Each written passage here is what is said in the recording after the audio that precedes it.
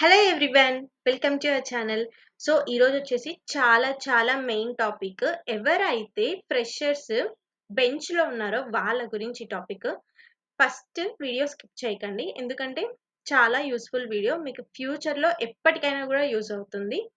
First ఏంటి అంటే, మీరు ఫ్రెషర్స్గా బెంచ్లో ఉన్నారు అనుకో. ఫస్ట్ ఫ్రెషర్స్ జాయిన్ అయినప్పుడు ఆఫ్టర్ ట్రైనింగ్ పీరియడ్ మీరు బెంచ్లోనే ఉంటారు. ఒకవేళ పొరపాటున మీకు ప్రాజెక్ట్ రాకపోతే 1 ఇయర్ వరకు మీకు ఛాన్స్ ఉంటది. లైక్ సర్వీస్ బేస్డ్ కంపెనీస్ ఉంటాయి. లైక్ అసెంచర్ గాని, కాగ్నిజెంట్, టీసీఎస్ వీళ్ళేం చేస్తారంటే 1 ఇయర్ వరకు బెంచ్ పీరియడ్ ఇస్తారు. ఎవరికి? ఫ్రెషర్స్‌కి ఇస్తారు. మాలాగా ఎక్స్‌పీరియన్స్ పర్సన్స్‌కి 2 మంత్స్, 3 మంత్స్, 45 డేస్ అలా ఉంటుందన్నమాట. ఓకే. సో, ఫ్రెషర్‌కి 1 ఇయర్ వరకు బెంచ్ పీరియడ్ ఉంటది కాబట్టి, నేను 1 ఇయర్ వరకు పే చేయకుండానే వర్క్ చేస్తున్నాను. వర్క్ చేయకుండానే పే పెయిడ్ తీసుకుంటున్నానని సంతోషంగా ఉండకండి. దానికి రీజన్స్ చాలా ఉన్నాయి. ఫస్ట్ బెంచ్‌లో పెట్టే పెద్ద ట్రాప్ ఏంటో మనం డిస్కస్ చేసుకుందాం ఈరోజు. ఫస్ట్ ఫ్రెషర్స్‌ని బెంచ్‌లో పెట్టిన తర్వాత, ఫ్రెషర్స్ అయినా ఎవరైనా సరే, మీరు ఒక 2 మంత్స్ కన్నా ఎక్కువ బెంచ్‌లో ఉన్నారంటే try to switch the company. Okay. Or keep your eyes open, listen your ears. మీ ఇయర్స్‌కి ఏమైనా వినిపిస్తుంటే ప్రాజెక్ట్స్‌కి సంబంధించినది, లుక్ ఇంటు దట్. ఎందుకంటే మిమ్మల్ని ఊరికే పెట్టలేదు బెంచ్‌లో. కొద్ది రోజుల్లో మిమ్మల్ని రిజైన్ చేపిచ్చడానికే పెట్టుకుంటారు. ఓకే. ఒక 45 డేస్ అయితే forcefully they will resign you. Okay. ఇలా జరుగుతుంది. బెంచ్‌లో ఉండి గూడా నువ్వు ఫ్రమ్ ద డే 1 నువ్వు స్కిల్స్ నేర్చుకోవాలి ఫస్ట్ థింగ్. ఓకే. నిజంగానే ఫ్రెషర్స్‌ని ఒక 1 ఇయర్ వరకు బెంచ్‌లో పెడతారు. 1 ఇయర్ తర్వాత ఒక 2 మంత్స్ చూసి తీసేస్తారు. లేదా సేల్స్ ఉంటాయి గదా! కంపెనీలో సేల్స్ ఉంటాయి. సో, దాన్లలో వేసేస్తారు. అంతవరకు తెచ్చుకోకండి. సేల్స్ వాటిల్లో కానీ, లేకపోతే నార్మల్ సపోర్ట్ ప్రాజెక్ట్స్ కానీ, రాడ్ ప్రాజెక్ట్స్ కానీ, ఇలాంటి వాటిల్లో ఎక్కువగా వేసేస్తారు. ఓకే. ఇలాంటి సిట్యుయేషన్ మీకు రాకూడదంటే try to reach out to the managers. Try to reach out to the project managers when you are on the bench. నువ్వు ఎప్పుడైతే బెంచ్‌లో ఉంటావో ట్రైనింగ్ కంప్లీట్ అయ్యి, try to reach out to the managers and project managers to get a job. To get a project. నువ్వు ఖచ్చితంగా ప్రాజెక్ట్‌లోనే ఉండాలి. At least నువ్వు సరే, బానే ఉంది. 1 ఇయర్ వరకు బెంచ్‌లో ఉంటావు గదా! ఫస్ట్ 6 మంత్స్ అన్నా నువ్వు స్కిల్స్ నేర్చుకో. ఎందుకు చెప్తున్నానంటే, మెయిన్‌గా కంపెనీ వాళ్ళు బెంచ్‌లో ఎందుకు పెడతారు అంటే, ఫస్ట్ థింగ్ వాళ్ళకి ప్రాజెక్ట్స్ లేవు. కానీ నీకు పేడ్ చేస్తున్నారంటే వాళ్ళకి కాస్ట్ ఎఫెక్టివ్. ఎప్పటికైనా ఎవరినైనా లే ఆఫ్ చేయాలి అనుకుంటే ఫస్ట్ బెంచ్‌లో ఉన్న వాళ్ళనే తీసేస్తారు. అవునా? ప్రాజెక్ట్‌లో ఉన్న వాళ్ళని తీయరు. అండ్ నెక్స్ట్ థింగ్ ఏంటంటే, నిన్ను బెంచ్‌లో పెడుతున్నారు అంటే దానికి reason they have to showcase the employees how many members are there in the company. Okay. For the client. ఎవరికైతే క్లయింట్ ఉన్నారో వాళ్ళకి చూపించుకోవడానికి కూడా యూజ్ అవుతది. సో, దానికోసం కూడా మీరు బెంచ్‌లోనే ఉంటారు. ఒక 45 ఒక 1 ఇయర్ వరకు కూడా ఉండే ఛాన్సెస్ ఉంటుంది. చాలా మంది 1 ఇయర్ వరకు కూడా ఉంటారు. ఇంకొకటేంటి అంటే, రాడ్ ప్రాజెక్ట్స్ ఉంటాయి గదా!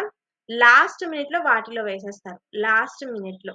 ఎందుకంటే మీతో ప్రాజెక్ట్ లేకుండా పెయిడ్ ఎందుకు చేయాలి అనేసి దాంట్లో వేయడం జరుగుతది. ఇంకొకటేంటంటే, మీకు ఎర్నింగ్స్ అనేవి చాలా తగ్గిపోతాయి. హైక్స్ కానీ, బోనసెస్ కానీ ఇలాంటివి ఏవి ఉండవు. ఓన్లీ సాలరీనే ఉంటది.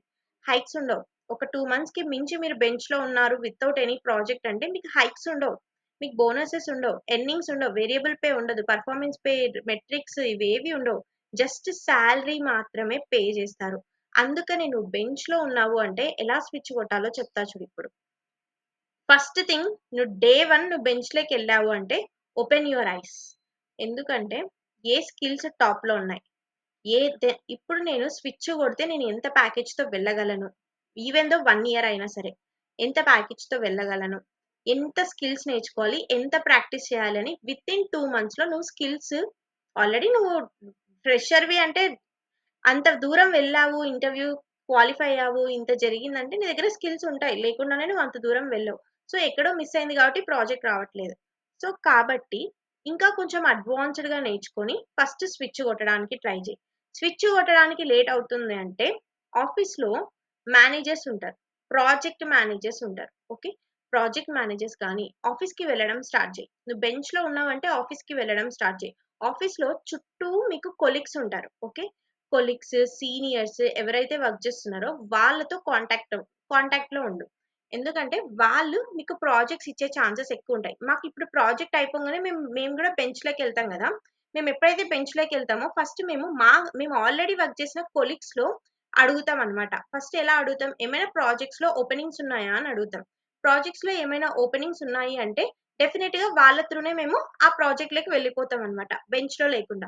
మీరు గూడా అంతే. ఫస్ట్ అందుకే ఆఫీస్‌కెళ్ళమని చెప్తుంది.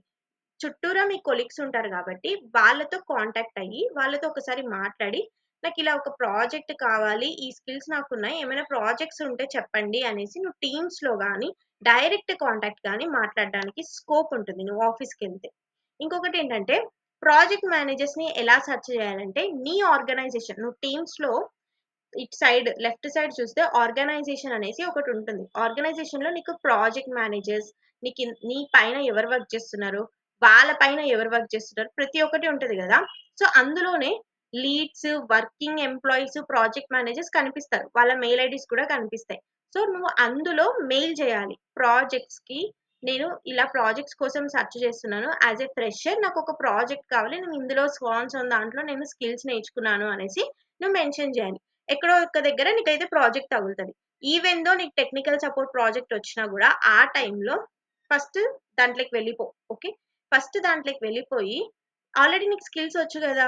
బెంచ్ నుంచి నువ్వు పక్కకొచ్చేయి ఫస్ట్. బయటికొచ్చేయి. బయటికొచ్చేసి ఇక్కడి నుంచి ప్లాన్ జేసుకో. ఎలా స్విచ్ కొట్టాలి కంపెనీ అనేసి. ఇక్కడి నుంచి స్విచ్ కొట్టడానికి ట్రై చెయి. నువ్వు సీ ఏం స్కిల్స్ నేర్చుకోలేదు, ఏం స్కిల్స్ నేర్చుకోను పెయిడ్ ఉంది గదా! అనేసి జల్సాగా, జాలీగా ఉండగూడదు. ఓకే.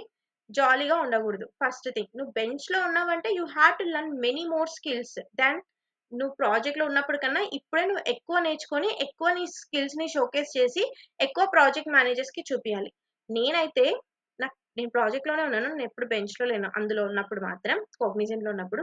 సో, నాకు కానీ ప్రాజెక్ట్ చేంజ్ వచ్చింది. అంటే ప్రాజెక్ట్ అయిపోయింది. సో, నాకు ప్రాజెక్ట్‌లో పెట్టి స్కిల్స్ ప్రాజెక్ట్‌లో పెట్టి నాకు కొన్ని రోజులు వర్క్ లేదనమాట. ఒక 1 మంత్ దాకా వర్క్ లేదు. ప్రాజెక్ట్‌లోనే ఉన్నాను గానీ వర్క్ లేదు.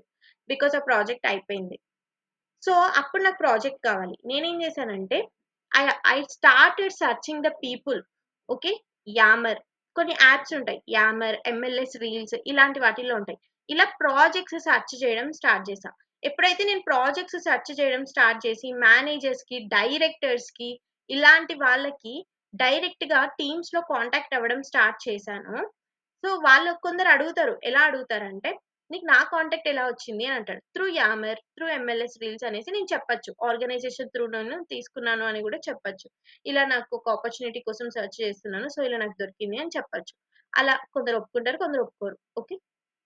ఇది గూడా ఉంటది మళ్ళీ. సో, అలా ఒక డైరెక్టర్ త్రూ నాకు మళ్ళీ ప్రాజెక్ట్‌లోకి నేనెళ్ళిపోయా. ఇలా ఉంటదనమాట. సో, మనము ఇక్కడ ప్రాజెక్ట్ దొరకట్లేదు అంటే స్కిల్స్ నేర్చుకొని స్విచ్ కొట్టాలి. స్విచ్ కొట్టడానికి లేట్ అవుతుందంటే ఇక్కడ ప్రాజెక్ట్ మేనేజర్స్‌తో కాంటాక్ట్ అవుతూ, కొలీగ్స్‌తో మాట్లాడుతూ ప్రాజెక్ట్‌లోకి వెళ్ళిపోవాలి. ప్రాజెక్ట్‌లోకి వెళ్ళిపోవడం మస్ట్ అండ్ షుడ్. బెంచ్ అనేది ఒక ట్రాప్ అన్నమాట. Companies trap. Cost effective. Cost అనేది తగ్గిపోతది వాళ్ళకి. హైక్స్ ఇవేవి ఇవ్వాల్సిన అవసరం లేదు. క్లయింట్స్‌కి ఎంప్లాయీస్‌ని చూపించుకోవచ్చు. మన దగ్గర ఇంతమంది ఎంప్లాయీస్ ఉన్నారని. ప్లస్ మీకేంటి అంటే sales, random projects, rod projects ఇలాంటి వాటిలో ఎక్కువ వర్క్ చేయరెవరు. సో, మిమ్మల్ని తీసుకొని అందులో వేసేస్తారు. ఈవెన్ దో నువ్వు ఐటీ స్టూడెంట్ అయినా, ఐటీ పర్సన్ అయినా నిన్ను తీసుకెళ్ళి నాన్ ఐటీలో పడేస్తారు. నిన్ను తీసుకెళ్ళి నాన్ ఐటీలో వేసేస్తారు. ఓకే.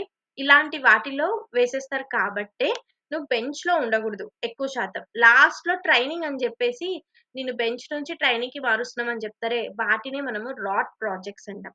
రాడ్ ప్రాజెక్ట్స్ మీకు ఇచ్చే ఛాన్సెస్ ఎక్కువుంటాయి. అందుకని ప్రాజెక్ట్స్ ఎక్కడెక్కడ ఉన్నాయి? ఎందులో ఉన్నాయి? ప్రతి ఒక్కటి నువ్వు సెర్చ్ చేస్తూ, వెతుక్కుంటూ ప్రాజెక్ట్స్‌లోకి వెళ్ళిపోవాలి. నీ అంతట నువ్వే. నువ్వు సైలెంట్‌గా కూర్చొని ఇంట్లో ఉండి వర్క్ ఫ్రమ్ హోమ్ అంటే నీకు ప్రాజెక్ట్స్ రావడం చాలా కష్టమవుతుంది మళ్ళీ. ఓకే. ప్రాజెక్ట్స్ కావాలంటే ఇలానే ట్రై చేయాలి. ప్రాజెక్ట్స్ ఒస్తాయి. ఓకే. సో, ఇలా ట్రై చేయండి బెంచ్‌లో ఉన్నవాళ్ళు. రియల్లీ మీరు తొందరగా ప్రాజెక్ట్‌లోకి వెళ్ళే ఛాన్సెస్ ఎక్కువుంటది. లేదా స్విచ్ కొట్టండి కంపెనీ. ఒక 1 ఇయరే అయ్యుంటే మాత్రం ఆ 1 ఇయర్ మొత్తం ప్రాజెక్ట్స్ కోసం సెర్చ్ చేయండి. ఓకే. నెక్స్ట్ థింగ్ ఏంటంటే ఓకే. ఇక్కడి వరకు చాలు బెంచ్ వాళ్ళకి. సో, మెయిన్‌గా స్కిల్స్ నేర్చుకోండి. ఇలా స్విచ్ కొట్టడానికి ట్రై చేయండి. Okay. That's all about the video and please subscribe to our channel. మీకు ఎలాంటి వీడియోస్ కావాలి, ఏంటి అనేసి నాకు కామెంట్ చేయండి. I will try to make a video on it. Thank you.